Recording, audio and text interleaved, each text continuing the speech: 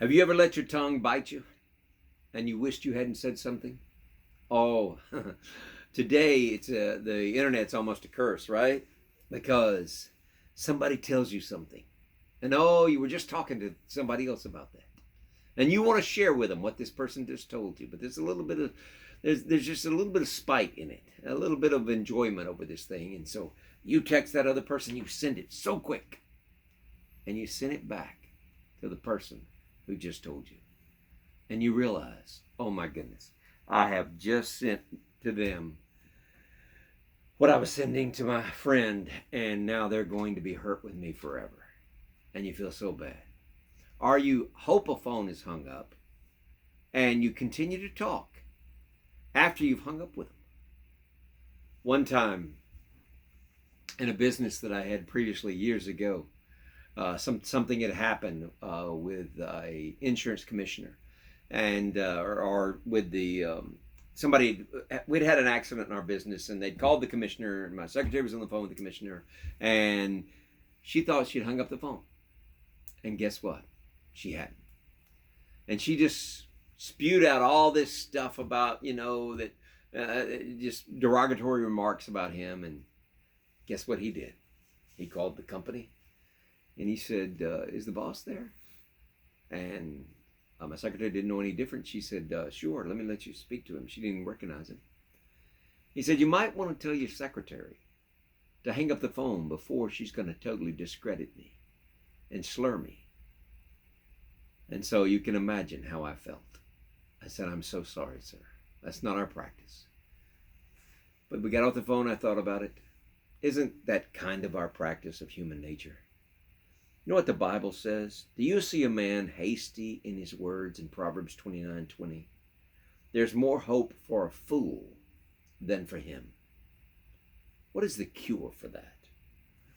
Well, the Bible tells us that the cure is in Proverbs 16:32.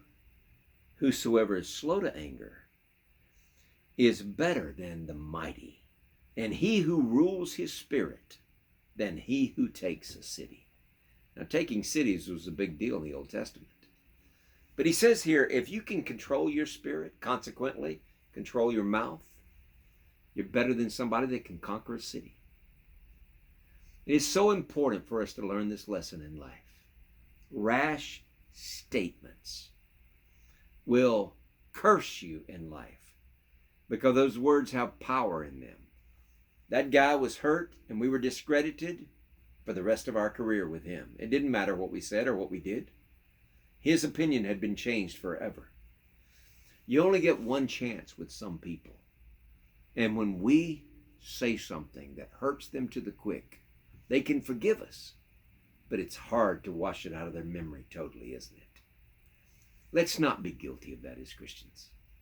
Let's be Christians whose mouths are in control, that we know God forgave us of so many sins. And God help us if it had forgiven us on the basis of how good we were, right? Who are we to judge other people? Who are we to gossip and talk about them? We need to what does the Bible say? Speak the truth in love. Speak the truth in love. Give loving words instead of fleshly, selfish, hateful words, impatient words, all of those words that come. We only have one chance to meet people many times. Let them meet Christ in us and not the flesh. He promises to give us the power to do that. I can remember when I was a little boy, standing there, my mother, the lady had gotten mad. I was just a kid.